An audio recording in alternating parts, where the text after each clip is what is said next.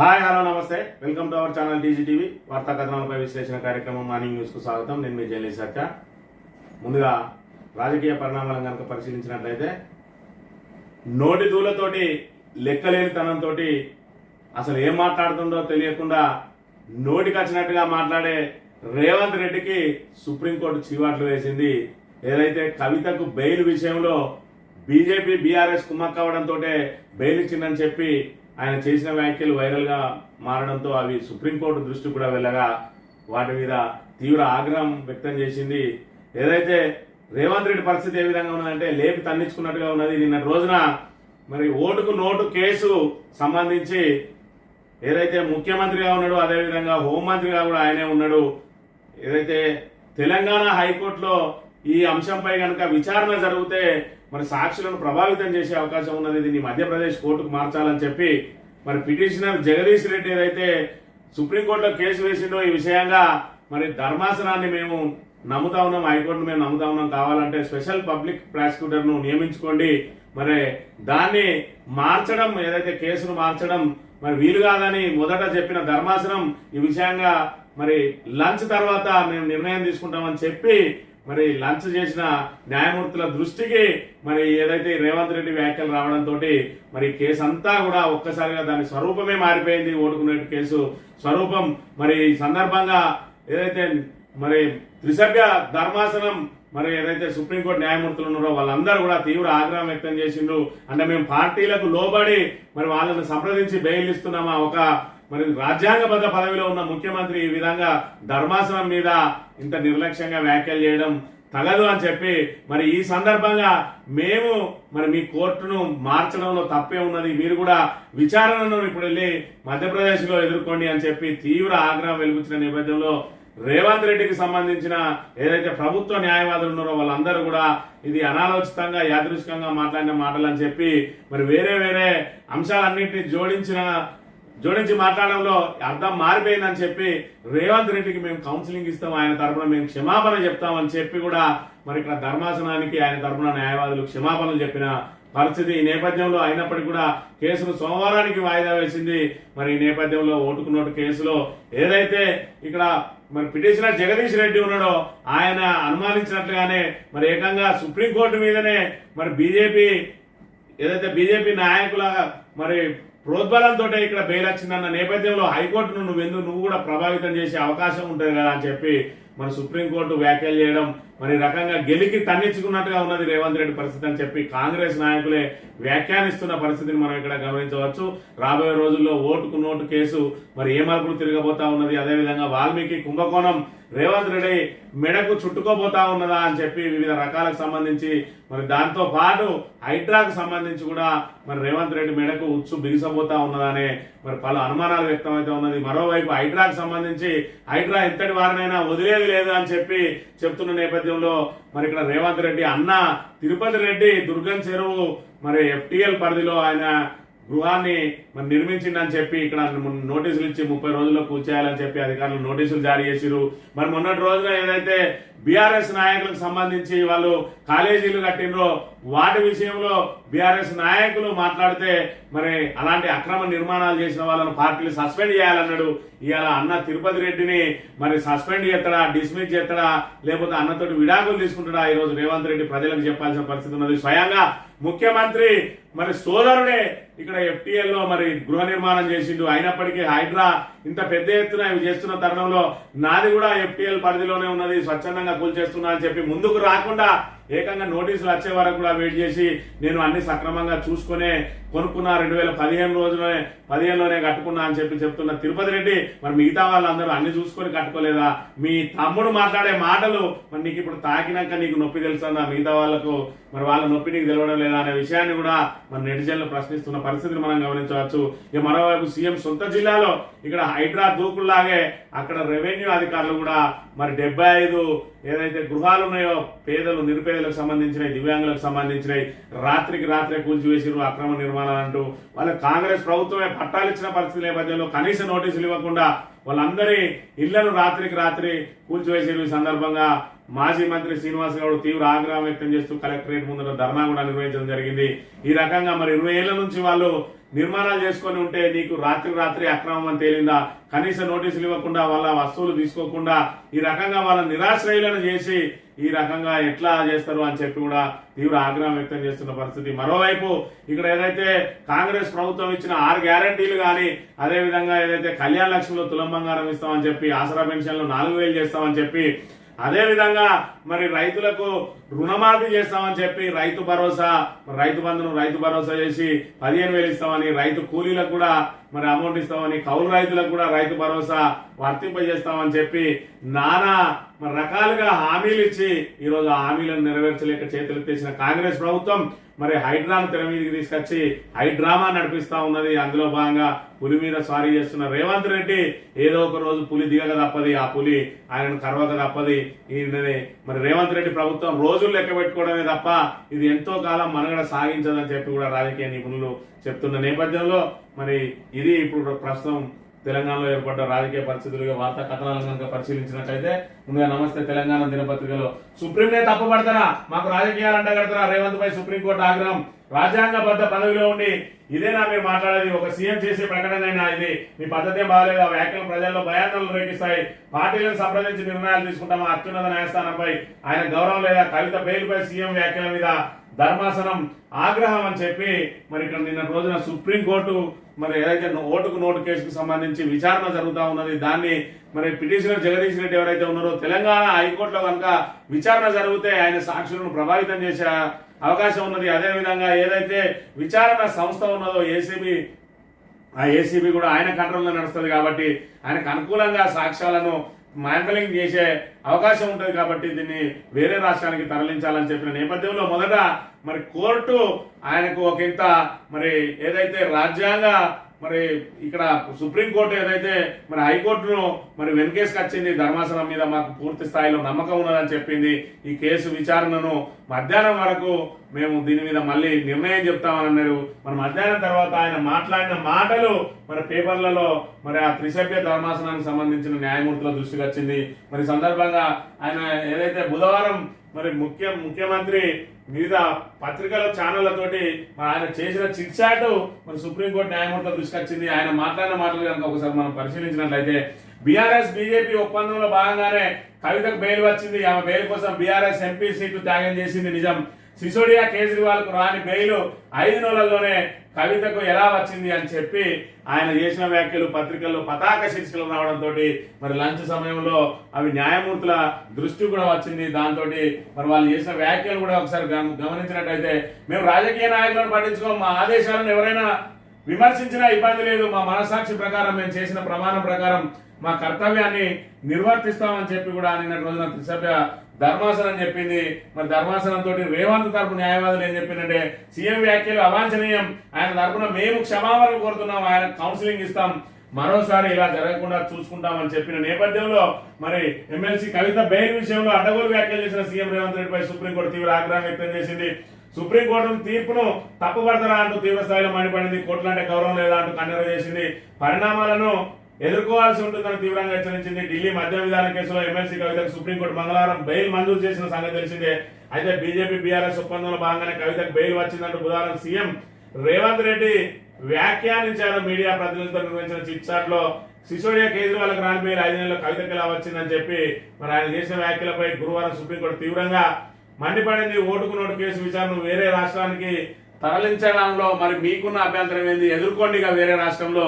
మరి మీకు ధర్మాసనాల మీద న్యాయం మరి ఏదైతే గౌరవం లేనప్పుడు మరి మీ మీద నమ్మకం కూడా ధర్మాసనానికి ఉండదు, మరి మీరు కూడా మ్యానిపులేట్ చేసే అవకాశం ఉంటుందని మేము కూడా భావించవచ్చు కదా అని చెప్పి మరి తీవ్ర ఆగ్రహం వ్యక్తం చేసింది. దాంతో మరి న్యాయవాదులు ఏదైతే మరి ప్రభుత్వ న్యాయవాదులు రేవంత్ రెడ్డి పక్షాన మరి ఇక్కడ ధర్మాసనానికి క్షమాపణలు కోరిన పరిస్థితి. ఆయనకు రేవంత్ రెడ్డికి మరి ఆయన వ్యాఖ్యలు అవాంఛనీయం, ఆయనకు కౌన్సిలింగ్ నిర్వహిస్తామని చెప్పిన పరిస్థితి. ఎందుకు మరి కౌన్సిలింగ్ నిర్వహించడం? రాజ్యాంగబద్ధ పదవిలో ఉన్న ఒక వ్యక్తి మరి ఏ విధంగా మాట్లాడాలని చెప్పి మరి నోటు తిరుస్తానంతో ఇప్పటికే మరి కనుగుడ్లు వీకేస్తాం, పేగులు మెడలేసుకుంటాం, లాగులు తొండలు దొరకడతాం అని చెప్పి ప్రతిపక్షాలను మరి ఇక్కడ దూషణ పర్వానికి దిగుతా ఉన్న రేవంత్ రెడ్డి ఈ రోజు ఏకంగా సుప్రీంకోర్టు వినే వ్యాఖ్యలు చేయడం, ఆ వ్యాఖ్యలు మరి తీవ్ర వైరల్ గా మారడం, అవి న్యాయమూర్తుల దృష్టికి వెళ్ళడం, వాళ్ళు చివాట్లు పెట్టడం, ఆఖరికి మళ్ళీ రేవంత్ రెడ్డి మెడకేసుకున్నది ఓటుకు నోటు కేసు ఏదైతే తెలంగాణ హైకోర్టు నుంచి మరి ఇతర రాష్ట్రాలకి తరలించాలని చెప్పి జగదీష్ రెడ్డి ఏదైతే పిటిషన్ వేసిండో ఆ పిటిషన్ సందర్భంగా ఈ రోజు సుప్రీంకోర్టు తీవ్ర వ్యాఖ్యలు చేసింది. ఎందుకు మార్చద్దు, వేరే రాష్ట్రానికి ఇక విచారణ అక్కడ ఎదుర్కోండి అని చెప్పి మరి ఆగ్రహం వచ్చిన పరిస్థితిని కూడా మనం గమనించవచ్చు. ఏదేమైనా రేవంత్ రెడ్డి నోటి దురుసు ఆయన మెడకే బిగుసుకుంది అనడానికి ఈ వ్యాఖ్యల నిదర్శనంగా మరి మనం భావించవచ్చు. ఇక నిన్నటి రోజున మరి ఫామ్ హౌస్ లో ఎర్రవెల్లి ఫామ్ హౌస్ లో కవిత కేసీఆర్ ను కలిసిన సందర్భంగా మరి కేసీఆర్ 5 నెలల తర్వాత తన కుమార్తెను చూసి భావోద్వేగానికి గురై మరి ఆలింగనం చేసుకున్న పరిస్థితిని కూడా మనం ఇక్కడ ప్రధానంగా గమనించవచ్చు. ఇక దివ్యాంగుల ఇళ్లపైకి బుల్డోజర్, సీఎం సొంత జిల్లాలో 75 ఇళ్లు కూల్చివేత, మహబూబ్ నగర్ ఆదర్శ నగర్ కాలనీలో బీభత్సం, అర్ధరాత్రి అధికారుల ప్రతాపం, రెవెన్యూ అధికారులపై హైడ్రా అవతారం, ఆర్డీఓ డిఎస్పీ సమక్షంలో కట్టడాలు నిలమట్టం లబోదిమం అంటున్న పేదలు, 20 ఏళ్లుగా ఆక్రమణలు అధికారులకు కనిపించలేదా, కలెక్టరేట్ ఎదుట ఆందోళన, పేదలపైన మీ ప్రతాపం అని శ్రీనివాస గౌడ్ ఆగ్రహం. మాజీ మంత్రి, బియ్యం బట్టలు అన్నిట్లా మన్నుపడ్డది, మేము ఇక్కడ ఇల్లు కట్టుకుని 15 ఏళ్ళు అయింది, పానం బాగలేక మేము దవాఖానలో ఉంటే రాత్రి వచ్చి మా ఇల్లు కూలగొట్టినాం, మేము ఇద్దరం దివ్యాంగులం, అప్పు సప్పు చేసి ఇల్లు కట్టుకున్నాం, అది కూడా లేకుండా చేసిండ్రు, మాకు అన్యాయం చేసిండ్రు, మా ఇంట్లో సామాన్లు అట్లనే ఉన్నాయి, బియ్యం బట్టలు అన్నింట్లో మన్నుపడ్డది, మేము రోడ్డున పడ్డాం, సామాన్లు ఉండగానే కూలగొడితే ఎట్లా, ఆడపిల్లలతో ఏడికి పోవాలి, ఏం చేయాలి, ఇంటి ట్యాక్స్ కట్టినాం, ఎందుకు కూలగొట్టినో అర్థమైతే లేదు, మేము ఏం చెప్పకుండా రాత్రి కూడా వచ్చి కూలగొట్టుడు ఏం పద్ధతి అని చెప్పి మరి ఇక్కడ ఏదైతే మరుగుజ్జు మరి భోజ్యా నాయకు ఆవేదన వ్యక్తం చేసిందని చెప్పి ఇక్కడ మన నమస్తే తెలంగాణ దినపత్రిక ఇక్కడ ప్రధానంగా ప్రచురించింది. ఏదైతే హైడ్రా దూకుడు ప్రవర్తిస్తా ఉన్నదో మరి మిగతా వివిధ జిల్లాల్లో కూడా ఇక్కడ రెవెన్యూ అధికారులు కూడా హైడ్రా అవతారం ఎత్తిండ్రు. మరి కనీస నోటీసులు ఇవ్వకుండా, మరి వాళ్ళ ఏదైతే పత్రాలు పరిశీలించకుండా, అది అక్రమ సక్రమం తేల్చకుండా, మరి ఒకవైపు గత ప్రభుత్వాలే వాళ్ళకు పట్టాలు ఇచ్చిండ్రు, అధికారులే సంతకాలు చేసి ఇచ్చిండ్రు, వాటిని ఎవిటిని కూడా పరిగణలోకి తీసుకుండా రాత్రికి రాత్రి వచ్చి కూల్చిండ్రు. అది నిజంగానే అక్రమమైన అయితే వాళ్ళకి నోటీసులు ఇచ్చి కొంతవరకు సమయం ఇచ్చి మరి వాళ్ళకు ఉపయోగపడే వస్తువులు ఏవైతే ఉన్నాయో వాళ్ళు తీసుకోవడానికి అవకాశం ఇచ్చి అవసరమైతే స్వచ్ఛందంగా విప్పేసుకోమని చెప్పి మరి దానికి సంబంధించి రేకులో మరి కడీలో ఏమైనా అవసరం పడితే తీసుకోరని చెప్పి అవసరమైతే వాళ్ళ కోర్టుకు వెళితే మరి వీళ్ళు అఫిడవిట్లు దాఖలు చేసి వీళ్ళు కౌంటర్ దాఖలు చేసి కోర్టు నుంచి స్టే రాకుండా చేసి వాటిని మరి న్యాయబద్ధంగా తొలగించాల్సింది పోయి రాత్రి ఈ విధంగా మరి అర్ధరాత్రి ఇళ్ల మీద పడి కూల్చేయడం ఎంతవరకు సంబంధించిన అది కూడా సీఎం సొంత జిల్లాలో పేదల పైన. మరి ఇక్కడ ఒకవైపు ఓఐసీకి సంబంధించిన కాలేజీలకు మాత్రం సమయం ఇస్తామంటున్నారు, మరోవైపు మర్రి రాజశేఖర్ రెడ్డి అదేవిధంగా పల్ల రాజశేఖర్ రెడ్డి సంబంధించి మాత్రం కూలగొడతా అన్నారు. అదేవిధంగా సీఎం మరి సొంత అన్న తిరుపతి రెడ్డికి సంబంధించి కూడా మరి ఎఫ్టీఎల్ పరిధిలో ఉన్నదని చెప్పి 30 రోజుల సమయం ఇచ్చిండ్రు. మరి దివ్యాంగులకు సంబంధించి కానీ మిగతా 75 మందికి మాత్రం రాత్రి కూలగొట్టాల్సిన అవసరం వచ్చింది. వాళ్ళకు కూడా నోటీస్ ఇచ్చి వాళ్ళకు ఒక 10 రోజులు 15 రోజుల సమయం ఇచ్చి ఈ లోపు మీరు మరి వేరే చోటికి మారండి అని చెప్పి అవకాశం ఎందుకు ఇవ్వలేదు, రాత్రి కూలగొట్టాల్సిన అవసరం వచ్చింది. ఈ రకంగా పేదలపైకి మరి బుల్డోజర్లను తీసుకుపోయారు. ఇదేనా ప్రజాపాలన, ఇందిరమ్మ పాలన అంటే ఇదేనా? మరి ఏదైతే నిరుపేదలకు మరి ఇందిరమ్మ ఇళ్ల పేరుతోటి ఇల్లు కట్టిస్తామన్నారు. మరి ప్రతి దగ్గర కూడా పేదలకు ఆవాసాలు లేకుండా ఉండకుండా, చెట్ల కింద ఉండకుండా, గుడిసెల కింద ఉండకుండా పక్కా ఇల్లు కట్టిస్తామని చెప్పి మరి 4.5 లక్షలు ఏటా 4.5 లక్షలు ఇల్లు కట్టిస్తామన్నారు. ఇక్కడ మాత్రం ఉన్న ఇళ్లనే కూలగొడుతున్న పరిస్థితిని మనం ఇక్కడ ప్రధానంగా గమనించవచ్చు. ఇది ఇందిరమ్మ పాలన, ఇది ప్రజాపాలన. మరి ఇది ప్రజాపాలన అంటారా, రాక్షస పాలన అంటారా, బుల్డోజర్ల పాలన అంటారా? ప్రజలే నిర్ణయం తీసుకోవాలి. కేవలం ఇక్కడ మరి కాంగ్రెస్ ఇచ్చిన హామీలను అటకెక్కించడానికి మరి ప్రజల దృష్టి మరల్చడానికి ఆఖరికి మాకు మీరు ఏమి చూడద్దు మహాప్రభు, మా ఇల్లు మాకు కూల్చకుండా ఉండు చాలు అనే పరిస్థితికి తీసుకొస్తా ఉన్నది కాంగ్రెస్ ప్రభుత్వం అనే అంశాన్ని మనం ఇక్కడ ప్రధానంగా గమనించవచ్చు. రైతులు ముంచిన గణితంగా రేవంత్ రుణమాఫీ 100% ఏ ఊర్లో అయిందో రాహుల్ గాంధీ వచ్చి చూపించాలి, మంత్రులే మాఫీ కాలేదంటున్నారు. కొండారెడ్డిపల్లిలో అయిందా రేవంత్ రెడ్డి చిట్చాట్ కాదు చీట్ చాట్. 4th సిటీ పేరుతో సీఎం బంధువుల దందా, హైడ్రా పేరుతో ప్రతిపక్షాల టార్గెట్, మీడియా ఇష్టాగోస్ లో హరీష్ రావు అని చెప్పి ఇక్కడ రైతులు ముంచిన గజ దొంగ రేవంత్ అని చెప్పి మరి తీవ్ర వ్యాఖ్యలు చేసిండు. ఏదైతే ఏ గ్రామంలో 100% రుణమాఫీ అయిందో చెప్పాలి. ఆఖరికి మీ కొండారెడ్డిపల్లెలోనే అయిందా, ఇక్కడ మంత్రులే స్వయంగా ప్రకటిస్తా ఉన్నారు. ఒకరు 5,000 కోట్లు కావాలంటారు, ఒకరు 10,000 కోట్లు కావాలంటారు, ఒకరు ఇంకా 18,000 కోట్లను విడుదల చేస్తామని చెప్తున్న పరిస్థితులలో మరి నువ్వు ఏది అట్టహాసంగా ఆర్భాటంగా ప్రకటనలు చేసినావు. ఈ రోజు రైతులందరూ కూడా మరి రోడ్లెక్కిన పరిస్థితి, బ్యాంకుల చుట్టూ తిరుగుతున్న పరిస్థితి.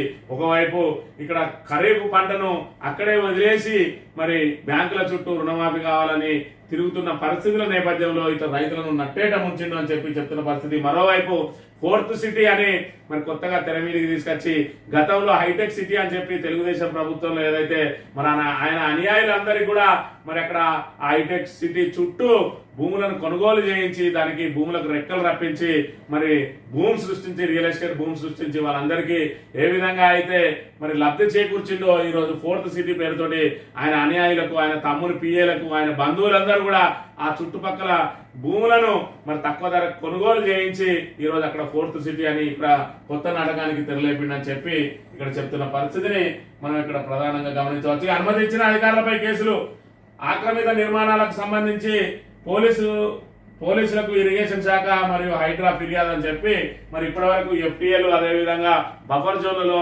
అనుమతులు ఎవరైతే ఇచ్చిండ్రో అధికారులు ఇప్పుడు వాళ్ళ మీద చర్యలు చేపట్టబోతా ఉన్నది హైడ్రా అని చెప్పి నిన్నటి రోజున హైడ్రా ఉన్న ఇరిగేషన్ శాఖలు మరి అధికారుల మీద క్రిమినల్ కేసులకు ఇక్కడ మరి ఫిర్యాదు చేసిన పరిస్థితి మనం గమనించవచ్చు. తెలంగాణ దినపత్రిక కనుక పరిశీలించినట్లయితే సుప్రీం చీవాట్లు పెట్టిన అంశాన్ని ప్రధానంగా ప్రచురించింది.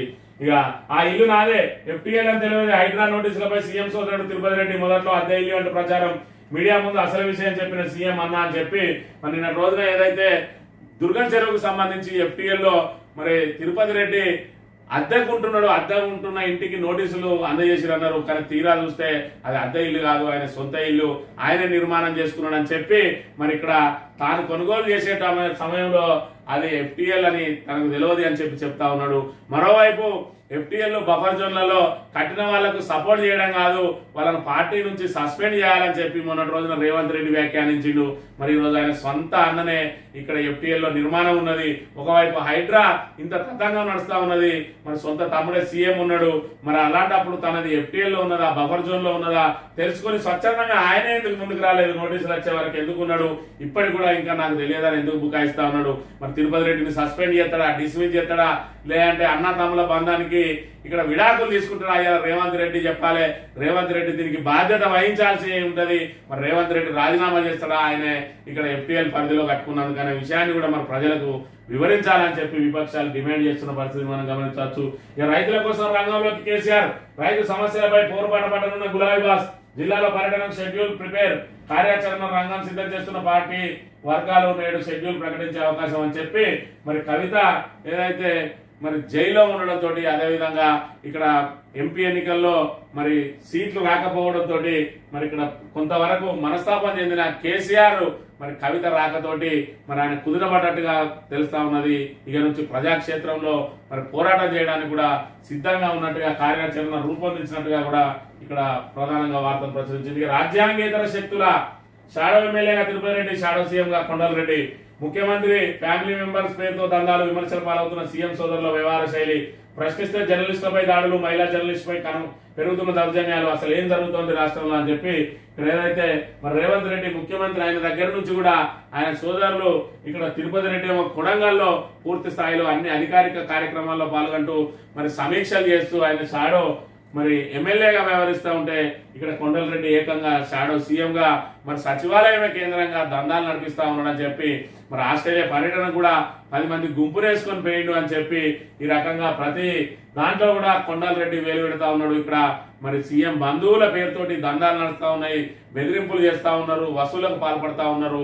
మరి ఈ రకంగా వీళ్ళు రాజ్యాంగేతర శక్తులుగా మరి మారిండు అని చెప్పి ఇక్కడ ప్రధానంగా తెలంగాణ పత్రిక ఆరోపిస్తూ వార్తను ప్రచురించింది. ఇక రాజకీయ చదరంగంలో రంగనాథ్ బలవుతున్నాడేమో, పేదలకు ఒక న్యాయం పెద్దలకు ఒక న్యాయమా, బీఆర్ఎస్ నేత ప్రవీణ్ కుమార్ పాపం రాజకీయ చదరంగంలో రంగనాథ్ లాంటి ఒక నికార్సైన ఐపీఎస్ అధికారి బలవుతున్నాడేమోనని ఆందోళన ఉందని బీఆర్ఎస్ అధినేత ప్రవీణ్ కుమార్ ఆవేదన వ్యక్తం చేశారు. ఎక్స్ వేదికగా స్పందించిన ఆయన చెరువులు ముమ్మాటికి కాపాడాల్సిందేనన్నారు. అయితే కూల్చివేతల్లో పెద్ద చిన్న తేడా చూపించడానికి తప్పుపట్టారు. పాలమూరు పేద గిరిజనులకు దివ్యాంగులకు ఒక న్యాయం, హైదరాబాద్ దుర్గం చెరువులో సీఎం సోదరుడు తిరుపతి రెడ్డికి ఒక న్యాయం ఎట్లా అని చెప్పి ప్రశ్నించారని మరి ఏదైతే పాలమూరు సంబంధించి ఇక్కడ పేదల ఇండ్లను మాత్రం రాత్రికి రాత్రే మరి బుల్డోజర్లతో కూలగొట్టిండ్రు. తిరుపతి రెడ్డి ఇంటిని ఆ విధంగా ఎందుకు కూలగొట్టలేదు అని చెప్పి ప్రశ్నిస్తున్న పరిస్థితి. ఇక్కడ ఏదైతే హైడ్రా పేరుతోటి ఒక నికార్సైన అధికారి రంగనాథ్ను మరి ఐపీఎస్ అధికారిని తీసుకొచ్చి మరి ఆయన ద్వారా ఈ తతంగం అంతా నడిపిస్తున్న రేవంత్ రెడ్డి మరి అక్కడ పేరు మాత్రం రేవంత్ రెడ్డికి వస్తుంది, పాపం రంగనాథం మూట కట్టుకునే అవకాశం ఉన్నది. మరి ఇక్కడ ప్రభుత్వం చేతిలో కీలుబొమ్మగా మరి మారి ఎవరి మీదకి ఉసిగొల్పితే వాళ్ళ మీదకి వెళ్ళి మరి కూల్చివేతలు చేసి ఇక్కడ పేదలకు న్యాయం పెద్దలకు న్యాయం అన్నట్టుగా ఉన్నది. మరి హైడ్రా చేస్తున్న పనులకు ఇన్స్పైర్ అయి ఇక్కడ మరి ఏదైతే రెవెన్యూ అధికారులు కూడా అత్యుత్సాహంతో పాలమూరులో 75 మంది ఇల్లు కూల్చేసిరు. ఇక్కడ 30 రోజులు నోటీస్ ఇచ్చిరు తిరుపతి రెడ్డికి. మరి ఇక్కడికి వచ్చేటప్పటికి రాత్రికి రాత్రి ఇల్లు కూలగొట్టిండ్రు. మరి ఇదేం న్యాయం అని చెప్పి ప్రశ్నిస్తున్న పరిస్థితి. మరోవైపు సీఎం సొంత జిల్లాలో 75 ఇల్లు మరి ఆయనకు మరి సమాచారం లేకుండానే కూలగొట్టిరా అనే అంశాన్ని కూడా ఇక్కడ గమనించాలి. ఈ రకంగా పేదలకు గూడు కల్పిస్తాం ఇందిరమ్మ ఇళ్లతోటి మరి ఏటా 4.5 లక్షల ఇళ్లు నిర్మించిస్తామన్నారు. ఇక్కడ 75 మంది నిరుపేదలు కట్టుకున్న ఇళ్లను మాత్రం నిర్దాక్షిణ్యంగా కూలగొట్టిన పరిస్థితిని మనం ఇక్కడ ప్రధానంగా గమనించవచ్చు. నా సొంతూరులో రుణమాఫీ జరగలేదు, 50 దరఖాస్తులు అందాయి, మరో 50 వచ్చే అవకాశం ఉంది. ప్రభుత్వం వైపు ఎమ్మెల్యే ఆది శ్రీనివాసరావు. సొంత ఊళ్ళోనే రుణమాఫీ జరగలేదని ప్రభుత్వ వైపు ఎమ్మెల్యే ఆది శ్రీనివాస్ స్వయంగా చెప్పారు. మీడియా ముఖంగా ఆయన చేసిన వ్యాఖ్యలు చర్చనీయాంశమయ్యాయి. రుణమాఫీపై ఆయన మాట్లాడుతూ మొన్నటి వరకు 50 దరఖాస్తులు వచ్చాయని ఇంకొక 50 దరఖాస్తులు వచ్చే అవకాశం ఉందని చెప్పి మరి ఇక్కడ విప్పు ఆది శ్రీనివాసు మరి ఇక్కడ ప్రభుత్వ విప్పు మరి దీనికి సంబంధించి ఒకవైపు ముఖ్యమంత్రి అందరికీ చేసేసినామంటాడు, మరి మంత్రులు తలో మాట మాట్లాడతాను, ఏకంగా ప్రభుత్వ వైపు తన సొంతూరులోనే 100 మందికి మరి ఇక్కడ రుణమాఫీ కాలేదంటాను. ఒక్క గ్రామంలో 100 మంది కాలేదు అని అంటే మరి ఇక్కడ ఉన్న 12,000 గ్రామ పంచాయతీలలో ఇంకా ఎన్ని వేల మందికి మరి ఎన్ని లక్షల మందికి ఇక్కడ రుణమాఫీ జరగలేదనే విషయాన్ని ప్రజలందరూ కూడా గమనించాలి. మరి ఇక్కడ బుకాయింపులు తప్ప ఎదురుదాడి తప్ప కాంగ్రెస్ ప్రభుత్వం చేసే పనుల్లో చిత్తశుద్ధి లేదనడానికి దీన్ని నిదర్శనంగా భావించే సాక్షి దినపత్రిక విషయానికి వస్తే అధికారుల పైన కేసులు పెడతామని చెప్పి మరి ఇక్కడ ఏదైతే అనుమతులు ఇచ్చిండ్రో వాళ్ళ మీద అక్రమంగా అనుమతులు ఇచ్చిండ్రో ఎఫ్టీఎల్లో బఫర్ జోన్లలో వాళ్ళ మీద మరి హైడ్రా ఫిర్యాదులు చేస్తున్న పరిస్థితిని కూడా మనం గమనించవచ్చు. ఏదైతే ముఖ్యమంత్రికి చీవాట్లు పెట్టిన అంశాన్ని మరి సుప్రీంకోర్టు చీవాట్లు పెట్టిన అంశాన్ని కూడా ప్రధానంగా ప్రచురించింది. తిరిగి ప్రజాక్షేత్రంలోకి కేసీఆర్ అని చెప్పి మరి కేసీఆర్ మరి ఏదైతే తన బిడ్డ కోసం ఇన్ని రోజులు ఆవేదన చెందుకుంటూ మనస్తాపం చెంది ఉన్నాడో ఇకపై పూర్తి స్థాయిలో మరి ప్రజా సమస్యల మీద దృష్టి కేంద్రీకరించి మరి ఏదైతే క్షేత్రస్థాయిలో మరో పోరాటానికి సిద్ధమవుతున్నాడని చెప్పి కూడా ప్రధానంగా ప్రచురించింది. గ్రూప్ 1 లో రిజర్వేషన్లపై వివరణ ఇవ్వండి. జీవో 29 పై టీజీఎస్పీఎస్సీకి హైకోర్టు నోటీసులు. తదుపరి విచారణ సెప్టెంబర్ 27కు వాయిదా. ఉద్యోగాల భర్తీలో రిజర్వేషన్ల అమలు తీరుపై వివరణ ఇవ్వాలని తెలంగాణ రాష్ట్ర పబ్లిక్ సర్వీస్ కమిషన్ హైకోర్టు ఆదేశించి తదుపరి విచారణలో కౌంటర్ దాఖలు చేయాలంటూ విచారణ సెప్టెంబర్ 27కు వాయిదా వేసింది. గ్రూప్ 1 ఉద్యోగాల భర్తీలో భాగంగా నిర్వహించే మెయిన్స్ పరీక్షలకు అర్హుల ఎంపిక విషయంలో మార్పులు చేయాలని టీజీపీఎస్సీ కార్యదర్శి నుంచి గత ఫిబ్రవరి 2-6 తేదీలో ప్రభుత్వానికి ప్రతిపాదనలు వెళ్లాయి. గతంలో జీవో 55లోని పేరా బిలో సవరణలు చేయాలని కోరుతూ ఆ ప్రతిపాదనలు పంపగా వీటికి ప్రభుత్వం అనుమతించింది. ఈ మేరకు సిఎస్ శాంతికుమార్ జీవో 29 ఫిబ్రవరి 8న జారీ చేశారు. జీవో చట్టవిరుద్ధమని సుప్రీంకోర్టు తీర్పు ఉల్లంఘన కిందకే వస్తుందంటూ సికింద్రాబాద్ చెందిన హనుమాన్తో పాటు మరో 3 హైకోర్టులో పిటిషన్ దాఖలు చేశారు. రూల్ ఆఫ్ రిజర్వేషన్ కేటగిరీల వారీగా 1:50 నిష్పత్తిని అమలు చేశారు. సర్కార్కు ఆదేశాలు జారీ చేయాలని కోరారు. కాగా ఈ పిటిషన్ పై న్యాయమూర్తి జస్టిస్ కాజా శరత్ గురువారం విచారణ చేపట్టారు. పిటిషనర్ల తరఫున సీనియర్ న్యాయవాది గిరిధర్ రావు వాదనలు వినిపించారని చెప్పి మరి ఏదైతే TG1 మరి గ్రూప్ 1 లో రిజర్వేషన్లకు వివరణ ఇవ్వాలని చెప్పి టీజీపీఎస్సీకి హైకోర్టు నోటీసులు జారీ చేసిన అంశానికి సంబంధించి ప్రధానంగా వార్తను ప్రచురించింది సాక్షి దినపత్రిక. ఆంధ్రజ్యోతి విషయానికి అయితే చుక్కబెట్టి చక్కబెట్టారు. హైదరాబాద్ లో చెరువు వెనుక అధికారుల లీలలు. టీపీఓ అభ్యంతరాన్ని తొక్కిపెట్టిన అసిస్టెంట్ సిటీ ప్లానర్, ఆపై మున్సిపల్ డిప్యూటీ కమిషనర్ స్థాయిలో అనుమతి. ప్రభుత్వ స్థలం ప్రైవేటు అని ఒకే భూమికి 2 నివేదికలు. ఉన్నతాధికారులకు మాత్రం ప్రైవేట్ అని పంపిణీ. వేరే దగ్గర సర్వే నెంబర్ను చెరువుకు వేసిన తహసీల్దార్ క్షేత్రస్థాయిలో పరిశీలించకుండానే ఆమోదించిన ఏపీఓ. భవనాలకు అడ్డగోలుగా ఒకే చెప్పిన సూపరింటెండెంట్. 6 అధికారులపై క్రిమినల్ కేసులు. హైడ్రా సిఫారసు శాఖాపరమైన చర్యలకు నివేదిక. ఉద్యోగ వర్గాల్లో కలకలం అని చెప్పి ఈ స్థలం చెరువులో ఉంది, సాగునీటి శాఖ అధికారులు అభ్యంతరం చెబుతున్నారని పట్టణ ప్రణాళిక విభాగం అధికారిని స్పష్టంగా రాసి అసిస్టెంట్ సిటీ ప్లానర్ కు నివేదిక పంపారు. కానీ ఆయన తన అభిప్రాయం చెప్పకుండా కేవలం చుక్కపెట్టి మున్సిపల్ డిప్యూటీ కమిషనర్ కు చేరవేశారు అంతే. ఎండిసి స్థాయిలో ఆ భవనాల నిర్మాణానికి అనుమతులు వచ్చేసాయని చెప్పి అధికారులు మరి ఇక్కడ బఫర్ జోన్లలో అదే విధంగా మరి ఏదైతే FTL లో నిర్మాణాలకు ఏ రకంగా అనుమతులు ఇచ్చిండ్రు అక్రమంగా అని చెప్పి మరి ఇక్కడ దీనికి సంబంధించిన పూర్తి స్థాయిలో ఏదైతే రంగనాథ్ మరి హైడ్రా కమిషనరు ఆయన దాని మీద పూర్తి ఆధారాలతో సహా ఇక్కడ క్రిమినల్ కేసు నమోదు చేయాలని పోలీస్ స్టేషన్ లో ఫిర్యాదు చేసిండు. అదేవిధంగా ప్రభుత్వానికి నివేదిక ఇచ్చిన ఆ నివేదికలోని అంశాలన్నింటినీ కూడా ప్రధానంగా ప్రచురించిన అంశాన్ని మనం ఇక్కడ ప్రధానంగా గమనించవచ్చు. ఎప్పుడో కట్టిన ఇళ్ళకి ఇప్పుడు నోటీసులు అందుకున్న వారి ఆందోళన, అన్ని అనుమతులు 25 ఏళ్ల క్రితమే ఇల్లు కట్టుకున్నామని స్పష్టీకరణ, గతంలో ఇచ్చిన నోటీసులకు సమాధానాలు ఇచ్చామని వెల్లడి, న్యాయస్థానాన్ని ఆశ్రయించేందుకు సిద్ధంగా ఉన్నామని స్పష్టీకరణ అని చెప్పి మరి తావేదార్ పత్రిక ఇన్ని రోజులు హైడ్రాకు సంబంధించి ఏం చేసినా కూడా మరి ఆహా ఓహో అన్నది మరి ఈరోజు అమర్ సొసైటీలకు వాళ్ళకి ఇస్తే మాత్రం మరి ఇక్కడ ఎప్పుడో కట్టిన ఇళ్ళకి ఇప్పుడు నోటీసులు అంటుంది. మరి ఎప్పుడో కట్టిన మరి ఎన్కన్వెన్షన్ ఇప్పుడు కూర్చోలేదా, మరి ఎప్పుడో కట్టిన మరి విద్యా సంస్థలకు ఇప్పుడు నోటీసులు ఇస్తలేరా, అప్పుడు లేని నొప్పి ఈ రోజు ఆంధ్రజ్యోతికి ఇప్పుడు ఎందుకు వచ్చింది, మరి అమర్ సొసైటీకి రాధాకృష్ణకు ఉన్న లింక్ ఏంటిది అన్నది మరి ఇక్కడ వీటన్నిటి కూడా విచారణ చేయాలి. మేధావులందరూ కూడా విచారణ చేసి ఈ లోసుకుని కూడా బయట పెట్టాల్సిన అవసరం ఉన్నది. రేవంత్ వ్యాఖ్యలకు సంబంధించి రేవంత్ వ్యాఖ్యలు సరికావు అని చెప్పి మరి ఏదైతే సుప్రీంకోర్టు మందలిచ్చిందో దాన్ని అన్ని పత్రికలు కూడా ప్రధానంగా వార్తలు ప్రచురించిన అంశాన్ని మనం ఇక్కడ ప్రధానంగా గమనించవచ్చు. ఈనాడు దినపత్రిక విషయానికి వస్తే అధికారుల మీద కొరడా అని చెప్పి ఏదైతే మరి ఇక్కడ అడ్డగోలు అనుమతులు ఇచ్చిందో FTL లో అదేవిధంగా బఫర్ జోన్లో వాళ్ళ మీద మరి ఇక్కడ ఫిర్యాదు చేసిన అంశాన్ని, అదేవిధంగా రేవంత్ రెడ్డికి తాకీదులు ఇచ్చిన అంశాన్ని, ఏదైతే చీవాటు పెట్టిన అంశాన్ని ప్రధానంగా ప్రచురించిన అన్ని దినపత్రికలు కూడా మరి బిడ్డను గుండెలకు హత్తుకున్న కేసీఆర్ కవిత చూడగానే భావోద్వేగానికి లోనైనా బారాస అధినేత అని చెప్పి ఇక్కడ ప్రధానంగా ప్రచురించింది. 4th సిటీ పేరిట భారీ కుట్ర, ప్రభుత్వ భూములు కొలగొట్టేందుకు ఒప్పందాలు, మాజీ మంత్రి హరీష్ రావు అని చెప్పి ఇక్కడ ఒకవైపు హైడ్రా, మరొక వైపు 4th సిటీ, మరోవైపు మూసి ప్రక్షాళన, మొత్తం కాంగ్రెస్ రాజకీయం అంతా కూడా హైదరాబాదు చుట్టూతోనే తిరుగుతా ఉన్నది. ఎందుకంటే రాబోయే రోజులలో మరి ఏదైతే నియోజకవర్గాల పునర్విభజన జరగబోతా ఉన్నది, మరికొన్ని నియోజకవర్గాలు పెరగబోతా ఉన్నాయి, అందులో భారీగా హైదరాబాద్ లోనే పెరగబోతా ఉన్నాయి. హైదరాబాద్ లో కాంగ్రెస్ కు ఒక్క సీటు కూడా రాలేదు. కాబట్టి పూర్తి స్థాయిలో హైదరాబాద్ లో పైచేయి సాధించిన వాళ్ళే రాబోయే అసెంబ్లీ ఎన్నికల్లో మరి ఇక్కడ అధికారం చేపట్టే అవకాశం ఉంటుంది. కాబట్టి రేవంత్ రెడ్డి ప్రభుత్వం పూర్తి స్థాయిలో ఏదైతే వాళ్ళు ఇచ్చిన 6 గ్యారంటీలను అటకెక్కించింది, 420 హామీలను మరి పక్కన పడేసింది. మరి ఏదైతే నిరుపేదలకు మరి పండుటాకులకు అపర్ణాస్తం అందిస్తామని చెప్పి మరి వాళ్లకు 4000 పెన్షన్ ఇస్తామని చెప్పి మరి మొండి చేయి చూపించింది. కళ్యాణ లక్ష్మికి తులం బంగారం ఇస్తా అన్నది అటే వదిలేసింది. మహిళలకు 2500 ఇస్తా అన్నది. వీటన్నిటిని కూడా గాలికి వదిలేసిన ప్రభుత్వం కేవలం హైదరాబాద్ మీదనే దృష్టి సారించింది. అందులో భాగంగా మరి పూర్తి స్థాయిలో వీటన్నిటి నుంచి మరి నిరసన వ్యక్తం అవుతా ఉన్నాయి, ఆందోళనలు వ్యక్తం అవుతా ఉన్నాయి. మరోవైపు రైతుల నుంచి తీవ్ర వ్యతిరేకత వ్యక్తం అవుతా ఉన్నది. రుణమాఫీ పూర్తి స్థాయిలో జరగలేదు. అదేవిధంగా 500 బోనస్ అటకెక్కించింది. మరి అదేవిధంగా రైతు భరోసాకు మంగళం పాడింది.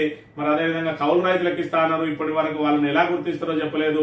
ఇంకా దానికి తోడు ఏదైతే వ్యవసాయ కూలీలకు కూడా 12,000 ఇస్తా అన్నారు, ఆటో డ్రైవర్లకు 12,000 ఇస్తా అన్నారు. వీటిని ఏటిని కూడా నెరవేర్చకపోగా మరి వాటి నుంచి ప్రజల దృష్టిని మరల్చడానికి, అదేవిధంగా వాటిని పూర్తిగా మరుగున పడేయడానికి కొత్త అంశాన్ని హైడ్రాన్ ఎంచుకున్నది. ఈ హైడ్రాన్ ఎంచుకొని కూల్చివేతలను తీసుకొచ్చి మరి మొత్తం రాష్ట్ర ప్రజానీకం అంతా కూడా దాని మీదనే చర్చించుకునే మరి అది ఒక సందర్భాన్ని మరొక సంఘటనను కల్పించింది. దాంతో మరి ఆయన కోరుకున్నట్టుగా రేవంత్ రెడ్డి కోరుకున్నట్టుగానే మరి అందరి దృష్టి దాని మీదనే పడ్డది. కాకపోతే మరి పులి మీద స్వారీ చేస్తా ఉన్నాడు రేవంత్ రెడ్డి. మరి హైడ్రాను కేవలం కక్ష సాధింపు కోసం చేద్దాం అనుకున్న రేవంత్ రెడ్డికి ఈ రోజు తన సొంత అన్న తిరుపతి రెడ్డి ఇల్లునే కూల్చాల్సిన మరి పరిస్థితి ఏర్పడ్డది. ఈ రోజు మరి సోషల్ మీడియా యాక్టివ్ గా ఉన్నది. ఎక్కడెక్కడ బఫర్ జోన్, ఎక్కడెక్కడ FTL అని అధికారులు ప్రకటించడం కాదు, మరి ఏదైతే మ్యాప్లు గూగుల్ మ్యాప్లను తీసుకొచ్చి స్వయంగా సోషల్ మీడియాలో ప్రతి ఒక్కరు పెట్టడం, వేల సంఖ్యలో హైడ్రాకు ఫిర్యాదులు రావడంతో ఇక్కడ రేవంత్ రెడ్డి మరి ఆ పులి మీద స్వారీని, పులి దిగితే ఆ పులే మరి కంచి సంపేలాగా ఉన్నది. మరి పులి దిగకుంటే మరి దీనికి అంతం లేకుండా ఉన్నది. మరి వేలాది వేలాది నిర్మాణాలు ఉన్నాయి, అక్రమ నిర్మాణాలు, వేలాది టవర్లు ఉన్నాయి. మరి మజ్లిస్ లాంటి నేతలకు సంబంధించి ఓవైసీ విద్యా సంస్థలు ఉన్నాయి. వాటిని కూల్చేస్తే మరి రణరంగమే జరిగే అవకాశం ఉన్నది. రాబోయే రోజుల్లో మత కల్లోలు జరిగే అవకాశం ఉన్నది. మరోవైపు పూర్తి స్థాయిలో ముస్లింలందరూ కూడా కాంగ్రెస్ కు దూరం అయ్యే అవకాశం ఉన్నది. వీటన్నిటి నుంచి గట్టెక్కించడానికి నెమ్మదిగా మరి హైడ్రాను తప్పియడానికి, నిర్వీర్యం చేయడానికి మరి మళ్ళొక కొత్త అంశాన్ని ఎంచుకోవడానికి రేవంత్ రెడ్డి ఇప్పటి నుంచే మరి ప్లాన్ చేస్తున్నట్టుగా కూడా మరి ఇక్కడ ఆరోపణలు వెలువడతా ఉన్నాయి. ఏది ఏమైనా కూడా రేవంత్ రెడ్డి మరి ఇక్కడ ప్రజా సమస్యలను మరిచి గ్రామీణ ప్రాంతాలలో ఉన్న ప్రజల సమస్యలను మంగళపాడి, నిరుద్యోగులను ఆశల పల్లకిలో ఊరేగించి వాళ్ళకు మొండి చేయి చూపించి ఇప్పుడు కేవలం హైదరాబాద్ మీద దృష్టి సారించి మరి ఇక్కడ ఏదైతే సమస్యలు అన్నింటి నుంచి బయటపడడానికి ఏదైతే ప్రయత్నం చేస్తా ఉన్నాడో ఇది తాత్కాలికమే తప్ప దీర్ఘకాలికంగా పనిచేయదని ఖచ్చితంగా కాంగ్రెస్ పడవ మునిగిపోక తప్పదని హైడ్రానే ఖచ్చితంగా ముంచేస్తుందని చెప్పి మరి నిపుణులు చెప్తున్న నేపథ్యంలో రాబోయే రోజుల్లో మరి రేవంత్ రెడ్డి పరిస్థితి ఏ విధంగా ఉండబోతుంది అన్నది మరి రాష్ట్ర ప్రజలందరూ చూడబోతా ఉన్నారు. ఇది ఈ రోజు మార్నింగ్ న్యూస్. తిరిగి రేపు వెళ్తాం. Thank you very much.